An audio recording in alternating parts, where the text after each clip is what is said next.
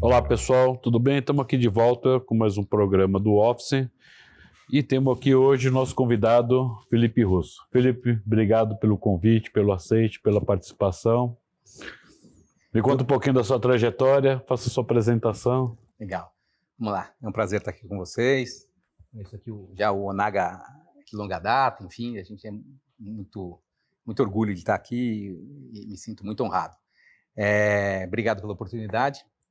Eu sou Felipe Russo, trabalho há 22 anos no mercado corporativo exclusivamente, e a gente tem um escritório, eu tenho mais 2 sócios, e a gente trabalha exclusivamente no mercado corporativo, mas com muito foco em workplace, em change management, em inovação, né? Então, vamos ver o que a gente pode aqui contribuir hoje com o nosso público. São quantos anos de atuação? São 22 anos. 22 anos. 22 anos. A gente começou...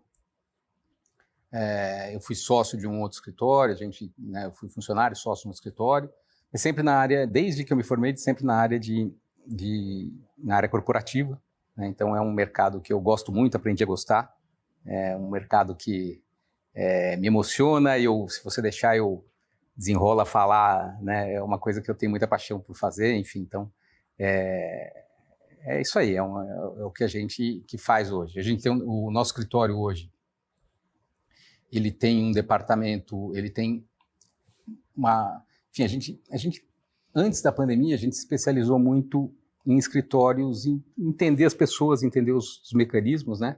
E entendendo esse tipo de assessoria, a gente começou a perceber que a gente ia falar com um cliente e o cliente não sabia exatamente o que precisava, às vezes fazia um pedido que a gente já tinha visto em outro que não funcionava, então a gente começou a entender, poxa, eu sei fazer isso, talvez falte uma assessoria, por que não fazer isso? Então, no começo a gente fazia projeto e gestão, depois o modelo passou para um projeto e construção, então a gente começou a incorporar construtor, e aí a gente dava a solução de ponta a ponta, mas aí a gente começou a perceber que nessa linha ainda às vezes o cliente alugava um imóvel muito ruim, e a gente falava, poxa, a gente tem engenharia dentro de casa, a gente sabe que aquele imóvel tinha uma outra condição.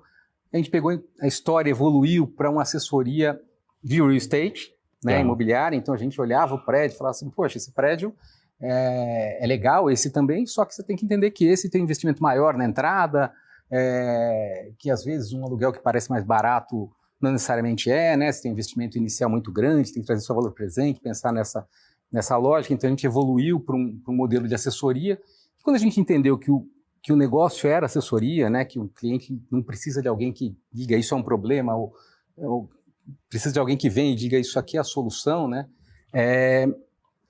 começaram a aparecer muitas empresas de tecnologia, público muito jovem, com expectativas diferentes, e aí a gente entendeu, poxa, está faltando alguma coisa voltada a pessoas, porque às vezes você faz um escritório e as pessoas não gostam. E o mesmo escritório, a mesma lógica para outro escritório funcionou. Então a gente falou assim, pô, peraí, tem uma coisa diferente aí, tem uma questão de cultura, de público, e aí a gente evoluiu para uma área de inovação que a gente tem no escritório, e essa área de inovação, ela tem uma perna que trata de workplace, né, de cultura, etc e tal, inclusive entendendo e fazendo entrevistas com os colaboradores. O RH participa disso. O RH participa muito disso, e a gente tem depois uma fase que, depois que você definiu a estrutura e vamos dizer, a estratégia de workplace, você vai implantar aquilo e tem uma mudança de cultura que as pessoas também têm que aceitar, porque imagina que você é um funcionário que está trabalhando numa empresa, não está participando desse processo, e um dia você descobre que a empresa vai mudar. E aí, uma semana depois, você chega num lugar totalmente diferente, que não tem a lógica de copa, de uso das estações de trabalho do mesmo jeito que você está acostumado. O que vai acontecer?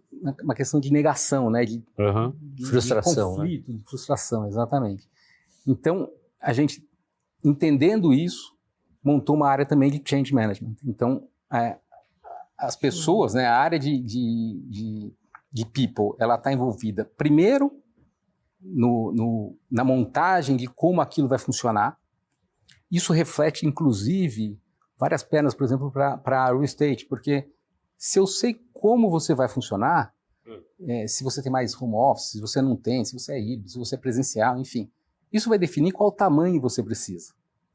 Daí a gente passa, então assim, às vezes a gente chega com projetos que tem uma meta de custo muito agressiva e está se locando 30% a mais da área. Isso, no final da conta, quer dizer, você poderia ter um espaço mais adequado. Representa muito. E com uma característica muito mais de qualidade para esses colaboradores, etc. Então, isso não necessariamente representa, né? Então, a gente acaba pegando aí um pouquinho de cada área. Quando a gente faz assessoria, a gente vai falar com a área financeira, para entender se aquilo para de pé, se aquilo funciona.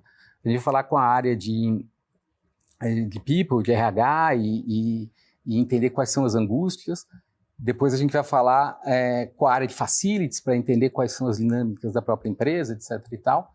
E aí, depois vai construir isso e deixar isso, quer dizer, garantir que aquela história vai parar de pé. É um planejamento. A gente tem falado aí muito com a área de planejamento, muito com a área de RH, mas os clientes que têm a percepção de que existe um planejamento a longo prazo, que começam a fazer esse planejamento muito antes, são os clientes com quem a gente tem falado mais, né? A gente tem falado muito menos com aquele cliente que já vinha com, aluguei essa laje e preciso implantar. E aí, muitas vezes, com uma série de deficiências, porque isso não foi visto com um critério, com uma métrica. Muitas vezes o RH não participou disso. Eu até brinco que a gente não deveria se chamar workplace, deveria se chamar people place. People place. Né? Porque as empresas, grande parte das empresas na era dos serviços, né? Então, as empresas de serviços, qual é a força motriz delas? São as pessoas. Né? Quanto tempo leva para você poder fazer esse assessment, né? Essa conversa com todo mundo, com todas as áreas? Porque isso é um cuidado muito especial, né? Eu adorei ouvir isso da tua parte, assim, porque você conversa e cada um tem uma visão mesmo, as dores de cada um, né? De cada departamento e de tudo. Quanto tempo leva para você fazer essa varredura geral para poder montar um projeto desse? É um estudo de viabilidade, né? É um estudo de viabilidade, eu diria que viabilidade, necessidade, né? coisas, eu acho que tem um pouquinho de engloba tudo. muito. Essa pergunta é ótima, porque quando a gente, quer dizer, eu vou desenhar a linha ideal, que a gente considera ideal. Acho que o primeiro momento é entender e fazer uma pesquisa com os colaboradores, que é entrevistá-los. Entrevistar 100% da empresa. E essa entrevista não é uma entrevista... O RH me faria uma entrevista de temperatura muito melhor que a minha. Né? A nossa entrevista é entender quais são as expectativas comparáveis e comparadas com as melhores práticas de workplace. Então, a gente tem esse departamento de inovação, ele pesquisa quais são as melhores métricas no mundo. Né? Então, eles estão sempre entendendo quantos phone booths tem que ter para cada colaborador, por exemplo. Né? E aí a gente já tem essas métricas. Então, a gente consegue fazer essas pesquisas e essas pesquisas vão se traduzir em espaços potenciais. Isso leva em torno de 8 semanas. Né? Então, a gente tem uma fase de preparar uma pesquisa que é personalizada. Nosso trabalho é muito personalizado. Para essa empresa, as perguntas são essas, para outra, né, muito customizado. Depois a gente passa, se houver um processo de real estate, isso é depois do workplace, e as pessoas geralmente têm a ideia de que é o contrário. Por quê? Porque aí eu vou buscar o espaço adequado àquela necessidade humana. Sim.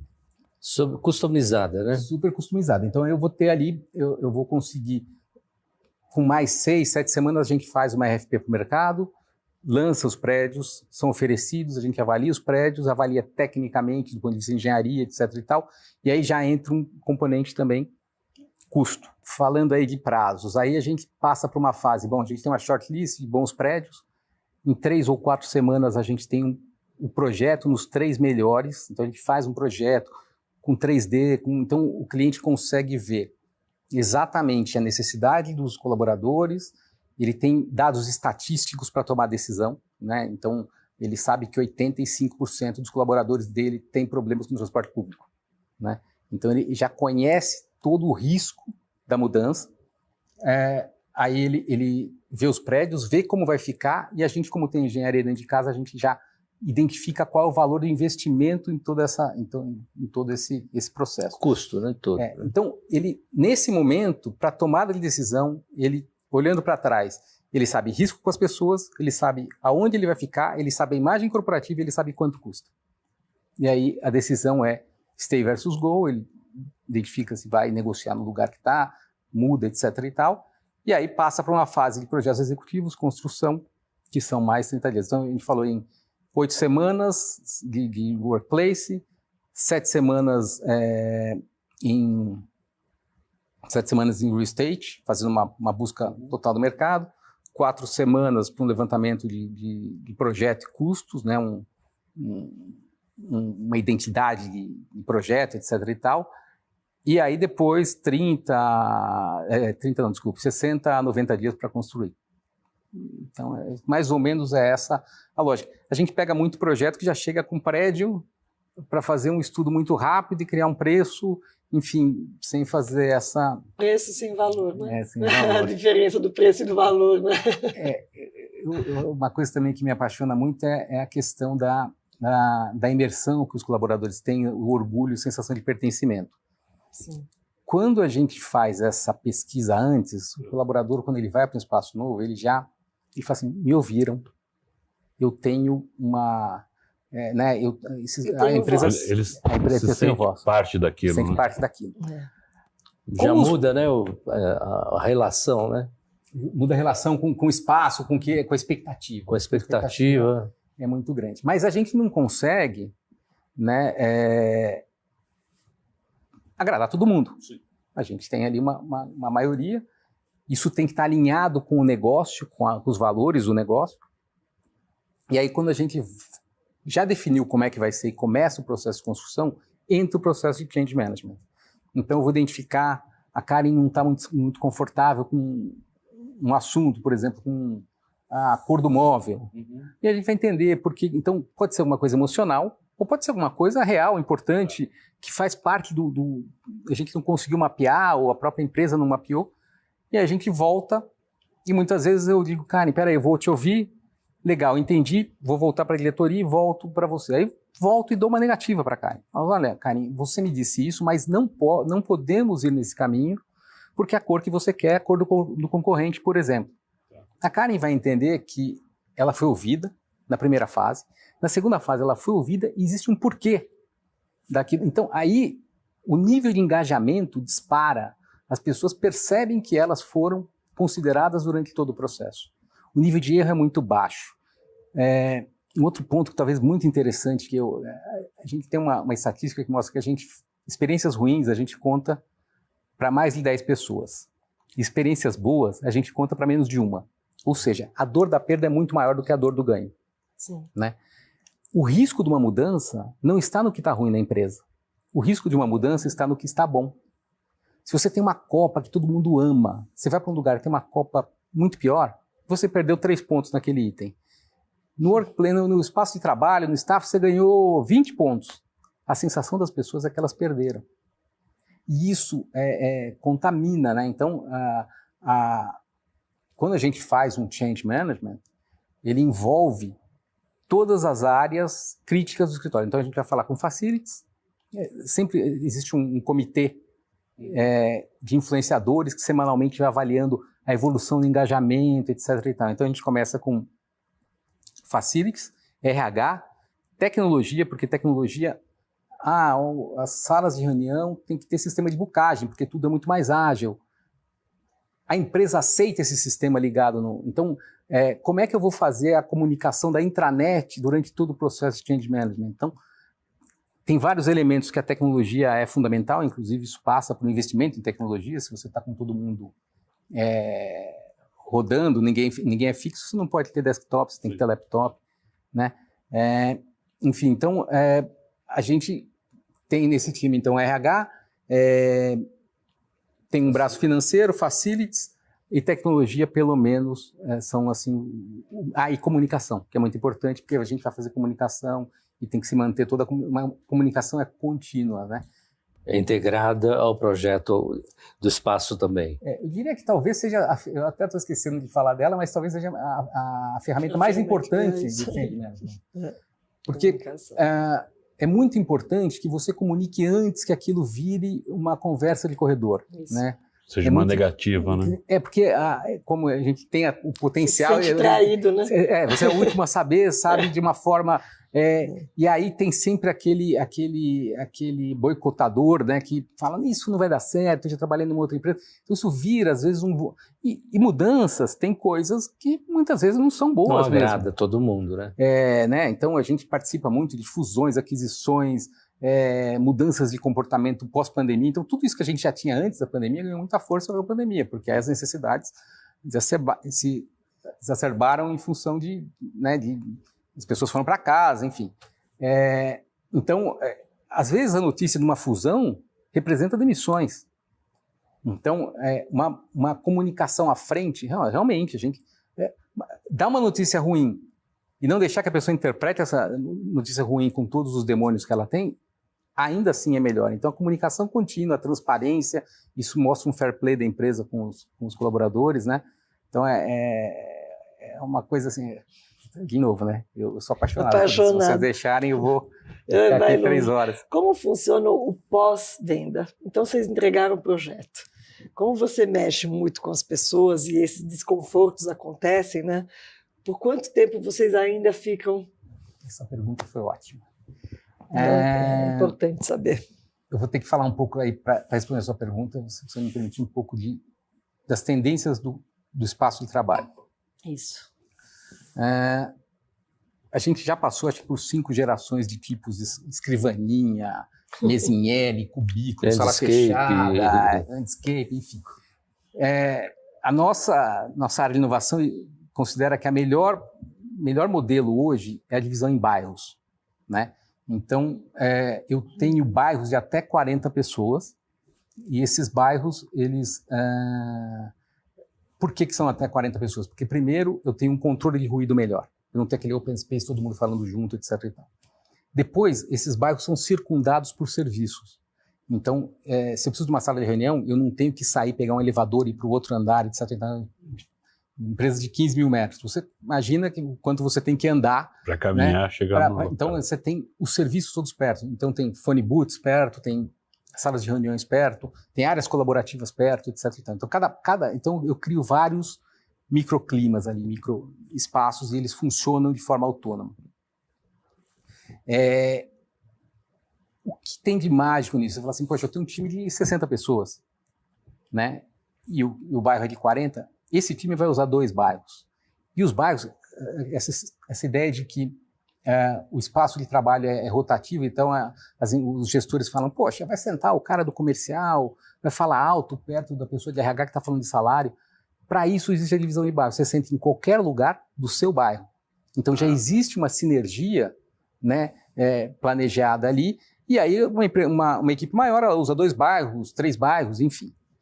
Isso dá uma modularidade, uma vantagem estratégica para o gestor, porque ele mudou a necessidade, ele não tem que quebrar parede, montar mais mesas, etc. E tal.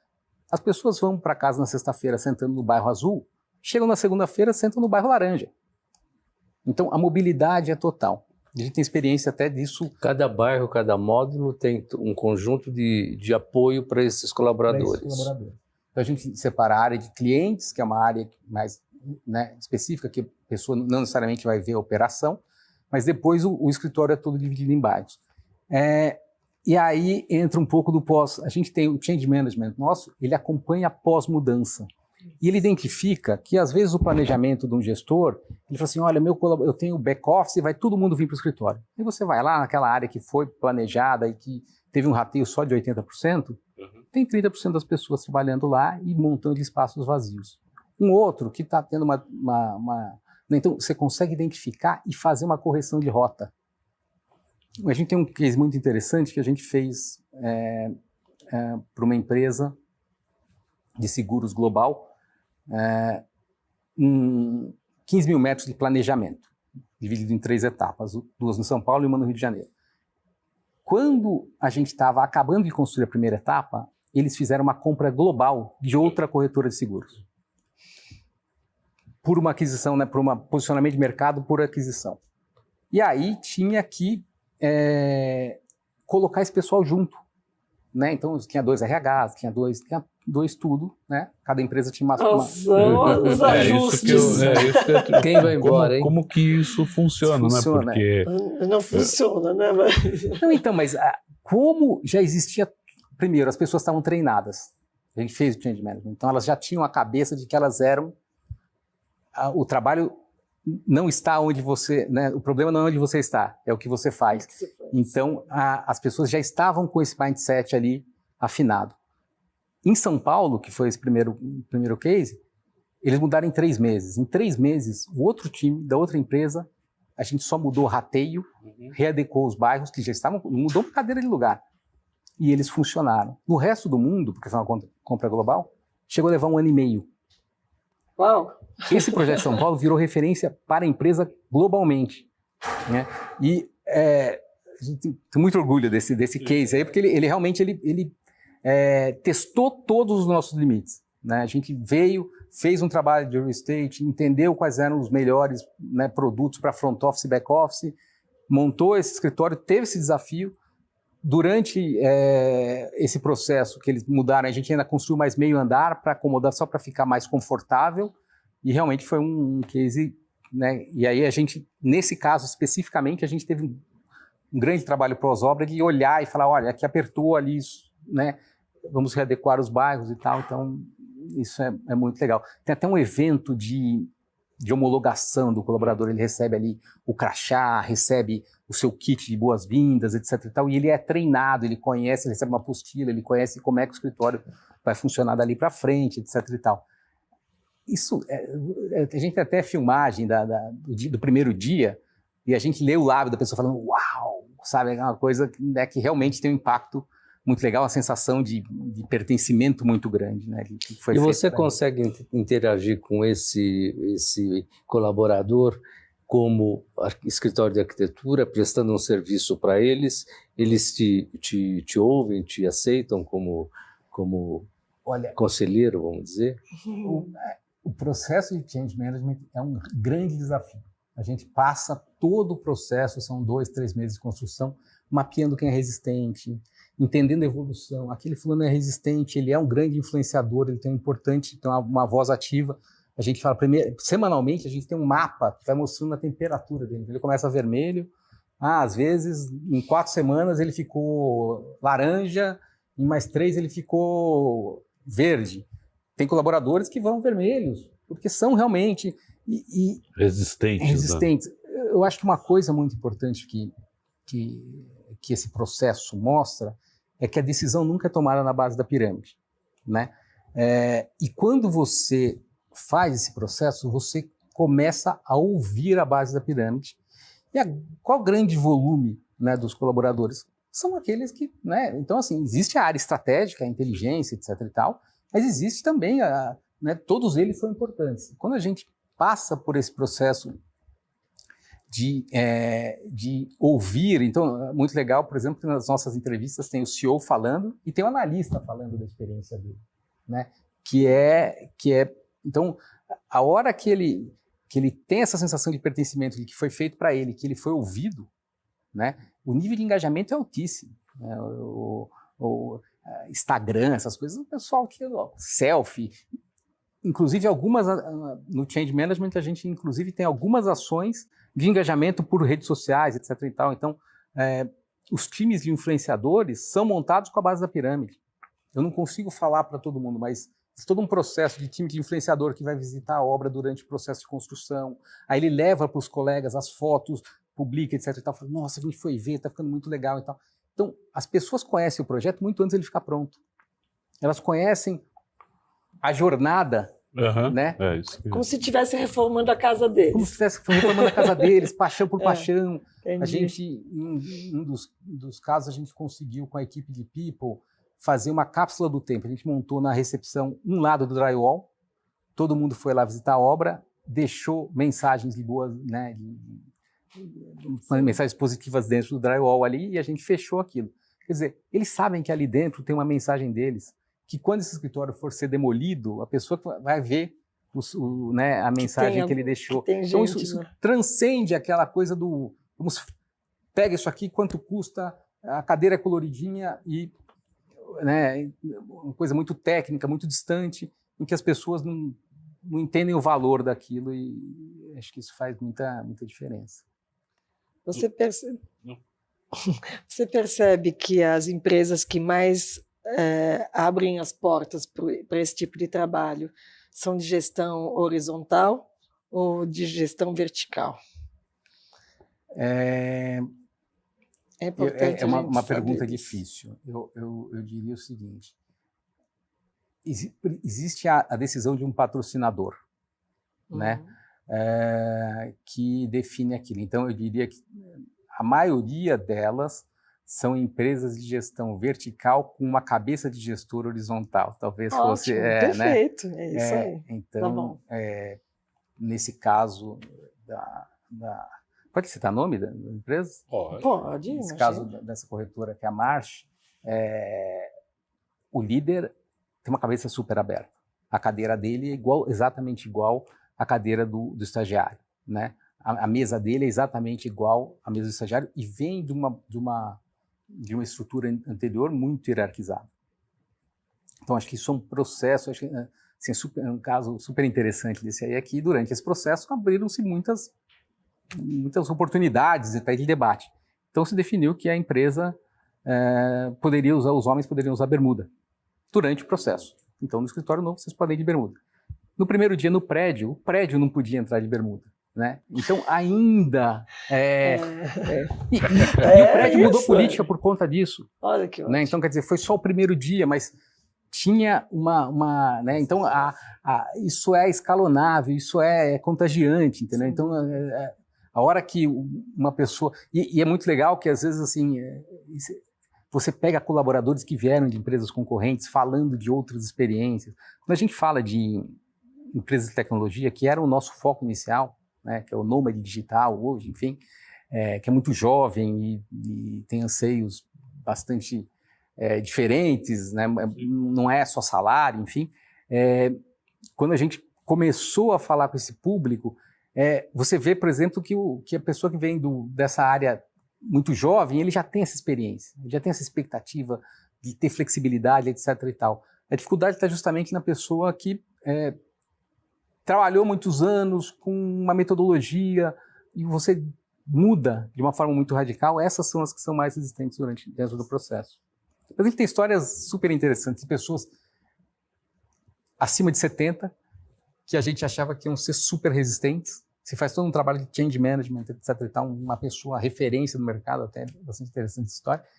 E essa pessoa, depois eu fui em outros clientes, e ele, como era uma pessoa de mercado, ela vai nas outras empresas e fala: o escritório colaborativo é uma maravilha, sabe? É um cara que ele faz a propaganda, e era uma pessoa que a gente tinha uma super preocupação, porque ele tinha uma sala fechada, tinha toda uma referência de décadas de experiência daquele jeito. E aí uma pessoa que, a hora que a gente mostrou a ideia para ele super... Às vezes, a gente tem que entender a dor dessas pessoas mesmo. Eu sou um gerente, eu passei galgando a minha trajetória naquela empresa para ganhar uma sala fechada, que é o status do gerente. Bem na minha vez, resolvem que não tem mais sala. Né? Então, é lógico que é humano. A gente vai se sentir mal. Mas eu acho que essa questão pós-pandemia mudou muita coisa, né, Felipe? Muda o olhar. Muda o olhar, né? Mesmo, não digo dos jovens, mas os com mais idade avançada, com mais tempo de carreira dentro das empresas, o pessoal acaba aceitando um pouco mais também do que vem de novidade, né? Eu acho que se a nossa experiência é que muitas vezes, por exemplo, a gente tinha empresas que diziam o seguinte: área de tecnologia, chegava assim, não pode, porque vai comprometer a segurança da informação, etc. e tal. A pandemia, ela acelerou, eu acho que ela acelerou uma tendência. Né? Eu acho que muitas empresas que eram totalmente fechadas foram obrigadas a considerar a possibilidade. Somente bancos, né? As empresas foram obrigadas, né, a quebrar um pouco esse paradigma. A gente tem visto empresas de tecnologia considerando um escritório só de encontros, né? E aí praticamente não existe workstation, né? E aí a gente tem que entender qual é essa métrica de encontros, né? Então as pessoas vêm, elas vão usar muito mais sala de reunião, elas vão usar muito mais as áreas colaborativas, porque se ela for trabalhar sentada numa mesa concentrada, né, ela trabalha em casa. E um outro ponto importante também que a gente errou muito no começo e começaram a colocar os espaços colaborativos, eu acho que todo o mercado colocava um sofá do lado da estação de trabalho. E aí o gestor falou assim, isso não funciona. E eu acho que não funciona, porque se eu for bater um papo, como a gente está batendo um papo aqui, você vai incomodar aqui do lado, a pessoa não tem concentração. Então, existe vocação de cada espaço que tem que ser definida, né? Então, o colaborativo é para que eu trabalhe coletivamente. Eu vou falar nesse espaço, e aí eu vou gerar um nível de ruído, um nível de integração. Se eu for para a estação de trabalho, esses bairros viraram santuários do foco, né, do silêncio, enfim. Se eu sento do seu lado e preciso conversar uma coisa de trabalho, a área colaborativa está a 5 passos. Eu vou para lá e não vou atrapalhar meus colegas que estão aqui concentrados. Então, essas metodologias, elas quebram muitos paradigmas, elas fazem até as pessoas mais velhas, eu entendo que aceitarem quando elas veem aquilo funcionando. Mas existe a questão da cultura, né? Empresas familiares, enfim, que tem a questão do presencial, que, né, eu acho que há de se considerar que a falta de presença também, existe uma perda, existem muitos ganhos em processo, muitos ganhos em qualidade de vida, mas existe uma perda de relacionamento humano que... O lado social, tem que socializar. Cultura, né? A cultura da empresa se transmite dentro do espaço dela, né? Então, isso a gente já percebeu por pesquisas, tudo, né, Karine? Sim, imagina. Eu tenho que fazer treinamento dentro das empresas de socialização, para a pessoa realmente querer ficar junto com outras pessoas e dividir. Né? A gente ficou muito individualista. Né? Essa pandemia deixou as pessoas meio embotadas, né? Esses últimos 2 anos foram bem complicados, né? Uma coisa que ninguém previa, se alastrou por muito tempo, né? E mudou toda uma concepção de ocupação hoje, né? A gente vê algumas empresas aí, o pessoal fala, vamos retomar. A gente teve até participando com a gente o pessoal do Bradesco, do Itaú, né? Santander, dando depoimentos e falando a respeito, né? Cada instituição, vamos dizer, financeira ali adotou um método para isso, né? De como tratar o colaborador e de que forma, né? Até com experiências de reformular, fazer um retrofit em alguns andares, né? No laboratório para entender o que queria acontecer, porque não existe uma fórmula pronta, né? Não, cada tem empresa... bula, né? É por isso que a gente briga muito para dizer que a solução tem que ser personalizada e tem que considerar a cultura da empresa. É isso mesmo. Né?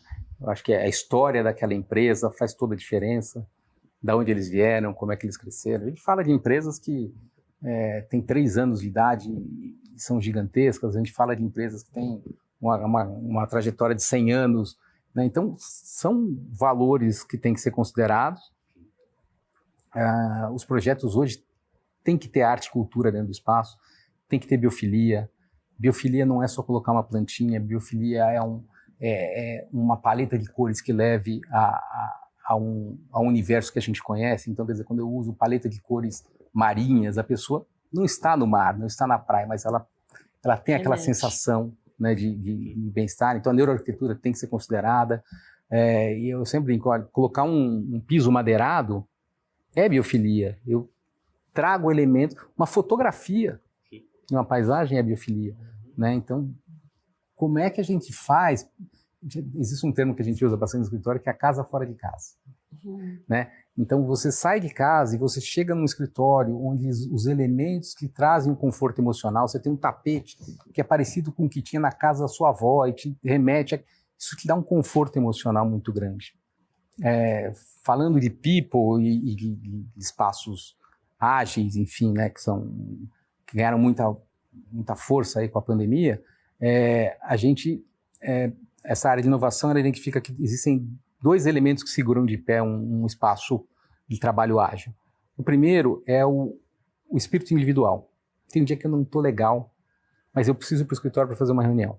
Então, enquanto eu não estou em reunião, eu quero sentar num work café, colocar um fone de ouvido e ficar ali, porque aquele dia eu não estou legal, mas eu tenho um lugar que me abraça no escritório. Então esse é o primeiro ponto que atrai esse colaborador. E o segundo ponto é o tipo de entrega, né? Então eu tenho que fazer tem uma meta, tem um trabalho coletivo, eu preciso ficar com o Gustavo aqui discutindo, as ideias têm que ser conectadas, etc. Então eu tenho lugares que eu posso projetar minha tela, que eu posso escrever na parede, etc. e tal, e eu e o Gustavo podemos ficar conversando ali até de uma forma mais inflamada. Isso vai fazer com que eu me sinta bem, que eu consiga. Então acho que esses dois elementos são muito importantes, devem ser considerados aí como os modelos de escritório que dão força para esse caráter humano, das necessidades individuais aí, que são bastante... Perfeito, Felipe. Estamos na nossa reta final. Se tem uma palavra que o ser humano mais gosta de ouvir, é o próprio nome. Então, Felipe, qual é a tua mensagem aqui para o Office Connection, e o que você quer passar para as pessoas a respeito do teu trabalho? Eu acho que um pouco do que eu já disse, mas pensar nas pessoas, né? Eu acho que os escritórios,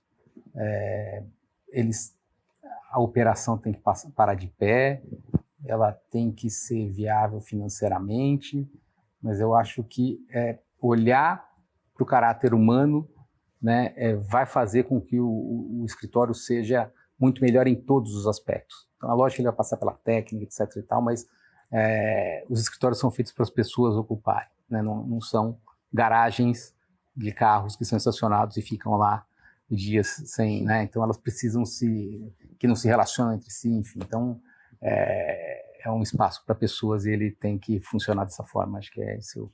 Pensar em gente. Acho que é isso que a gente tem que fazer.